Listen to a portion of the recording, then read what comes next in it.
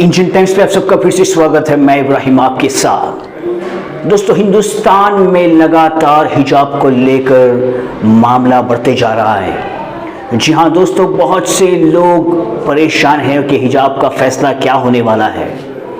और दूसरी ओर शिमोगा में एक नौजवान लड़के का मर्डर होता है। जी हाँ दोस्तों, इस बात को थोड़ा गौर करिएगा। एक तरफ लोग हिजाब के मसले पर परेशान और दूसरी तरफ शिमोगा में एक हिंदुत्व नौजवान का मर्डर हो जाता है।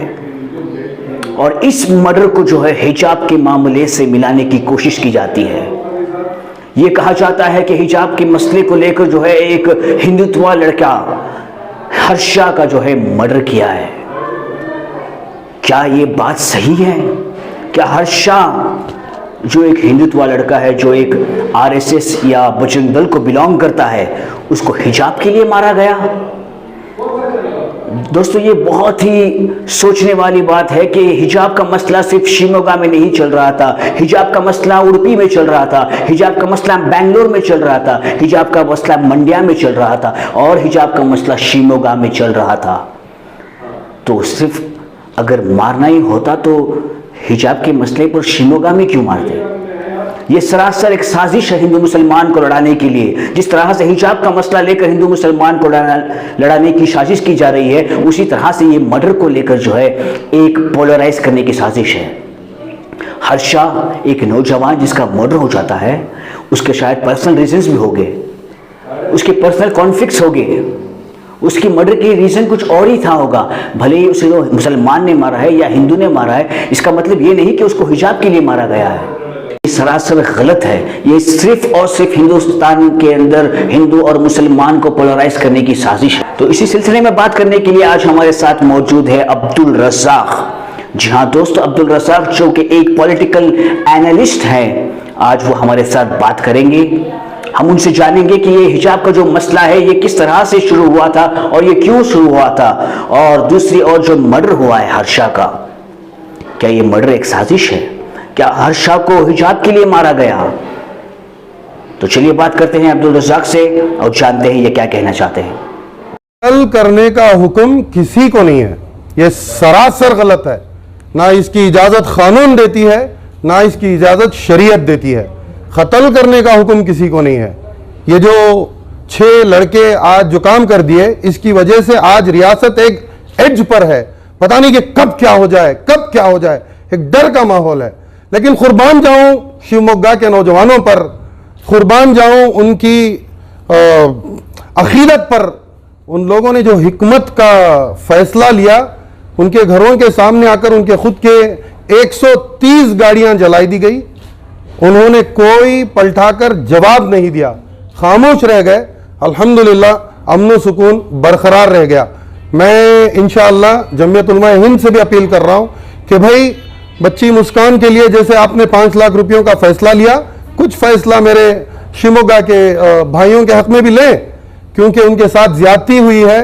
और उनकी खामोशी पूरी रियासत की अमन सुकून को जो बरकरार रखने का एक काम उन्होंने किया, मैं उसकी तायद करता हूँ। सिर्फ जमीयत ही नहीं भाई, हर मुसलमान की जिम्मेदारी है। जितने बड़े बड़े इदारे हैं, शिमोगा के वो लोग जो 130 घरों को जला दिया गया, गाड़ियां जला दी गई और उनके दुकानें लूटे गए, तो उसका हम लोग फिक्र नहीं करेंगे तो और कौन करेंगे? अब्दुल रज़ाक की तरफ से क्यों भड़काऊ बयान आ रहा है कि वो आतंकवादी है, उसके ऊपर केसेस हैं, इस वक्त क्यों भड़काऊ बयान आ रहा है? भाई देखो, ये मामले की शुरुआत बहुत पहले से हुई है। इनकी एक थिंक टैंक है, इसको आरएसएस कहते हैं। इनकी एक थिंक टैंक है, इनके पास एक व्हाट्सएप की आर्मी है, एक फेसबुक की आर्मी है। झूठे पोस्ट अगर से इमीडिएटली वायरल करने तो इनके पास लोग हैं। ये शुरू होता है दिल्ली से, यूपीएससी जिहाद, यानी यूपीएससी से पढ़कर आईपीएस, आईएफएस, आईएएस, हमारे बच्चियां, हमारे बच्चे जब आगे पढ़कर निकल के आए, जब 40-45 बच्चे हमारे आईएएस ऑफिसर्स बनने लगे, तो ये बर्दाश्त नहीं कर पाए। अरे ये मुसलमान अगर आ जाएंगे ब्यूरोक्रेसी में, तो फैसले ये देश के लिए जो हुक्म बनता है, जो फैसले बनते हैं, ये आईएएस ऑफिसर्स करते हैं। इसमें 45 साल भर में मुसलमान अगर आ गए तो आगे चलते ये फैसले अपने हक में कर लेंगे। हमारे बच्चे इतना पढ़कर नहीं आ रहे, मुसलमान पढ़ के आ रहे, तो इसके लिए क्या करें? ये लोग वहां से टारगेट शुरू करें। आज ये जो हिजाब का मसला, अरे भाई एक बच्ची जो कांधे पर डालने की वो नहीं, अगर सर पर डालने की, तो इनको क्या प्रॉब्लम है? हकीकत में प्रॉब्लम ये है कि ये बच्चियां जो पढ़ करके आ रही हैं, जो पिछली बार आपने देखा कि पिछले साल हैदराबाद से 540 मुसलमान डॉक्टर एक ही साल में, उसके अंदर 212 मुसलमान बच्चियां, तो इनका पेट जलता है इन चीजों से। इसी की वजह से आज हमारी बच्चियों की, बहनों की तालीम को रोकने के लिए इनको एक डर का माहौल क्रिएट करके कॉलेजों से, पढ़ाई से दूर रखने के लिए ये एक जाफरानी साजिश है। ये मैं सबूत के साथ नेशनल टीवी पर बताया हूं, और जो भी अपने फेसबुक के पोस्ट पर अगर आपके सामने राष्ट्रीयते के वंदे उत्तरा नथुराम गोडसे बोला, तो वो एक देशद्रोही है। जो राष्ट्रपिता महात्मा गांधी का अपमान करते हैं वो देशद्रोही है। इसी के लिए मैंने कहा कि वो देशद्रोही है। अगर आज बीजेपी, मरकजी हुकूमत इनकी, रियासती हुकूमत इनकी, आज इसके ऊपर केसेस थे भाई, बिलखुसूस इसके ऊपर 4 असॉल्ट केसेस और एक 307 का केस था। तो जब इसके ऊपर केस था, हिजाब वर्सेस केसरी, जब एक एहतजाज चल रहा था, जब ये स्टूडेंट नहीं है, ये एक टेलर है, पेशे से टेलर, और कोई कुरियर कंपनी में काम करता था, तो ये एहतजाज का हिस्सा क्यों बना? ये मेरा सवाल है। रियासती हुकूमत के पास इसका जवाब नहीं है। सर, ये जो हत्या हुई है, क्या ये हिजाब के मामले को लेकर इसकी हत्या हुई है? बिल्कुल भी नहीं है, बिल्कुल भी नहीं है। होम मिनिस्टर का स्टेटमेंट पढ़िए आप। पहले दिन क्या बोले होम मिनिस्टर साहब? Prima facie it looks like there is no connection between hijab controversy and this murder. उनका फर्स्ट स्टेटमेंट था। सेकेंड स्टेटमेंट भी वो दिए, it doesn't look like there is any organization behind this crime. ये तो home minister के statement है भाई। मैं इतना पूछना चाह रहा हूं, 6 महीने पहले कोर्ट में वो जो कातिल लड़का जिसको अक्यूज काशिफ है, काशिफ की और इसकी जाती दुश्मनी जमाने से चलती हुई आ रही है। जेल गया था, ये जो हर्षा कत्ल हो गया जिसका, वो लड़का जेल गया हुआ था। जेल में इन दोनों की लड़ाई हुई है और इन दोनों की कोर्ट में लड़ाई हुई है।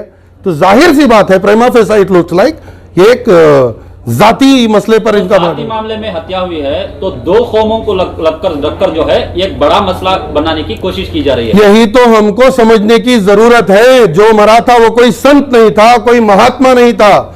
आज उसको ये बोला जा रहा है कि ये हमारा कार्यकर्ता था। अगर होम मिनिस्टर साहब, चीफ मिनिस्टर साहब कर्नाटक के इज्जत माब ये कह रहे हैं कि उन्हों नम्मा कार्यकर्ता, तो बोलिए कि एक देशद्रोही तुम्हारा कार्यकर्ता कैसे हो सकता है?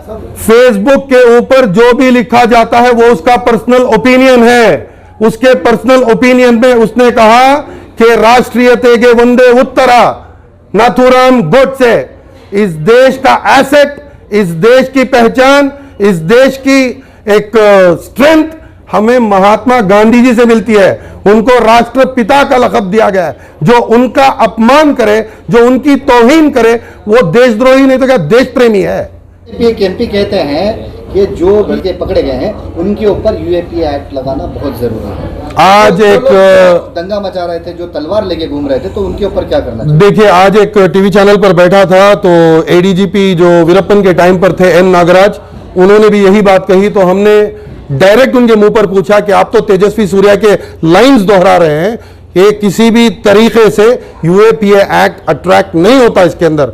इस देश के अंदर एक साल में एनसीआरबी का डेटा है, नेशनल क्राइम रिकॉर्ड्स ब्यूरो, जो डेटा मेंटेन करता है कि जो भी क्राइम इस देश में होता है, उस डेटा के अनुसार 36,302 मर्डर केसेस 2020 में पाए गए। वो आखिरी डेटा हुकूमत से आया है। तो इसका मतलब क्या है? हर 1 घंटे में 4 कत्ल होते हैं। हर 1 घंटे में 4 कत्ल होते हैं। तो हर किसी को आप यूएपी एक्ट लगाते जाएंगे? इस बच्चे की क्या तकसीर थी भाई? इस नौजवान की तकसीर क्या थी भाई?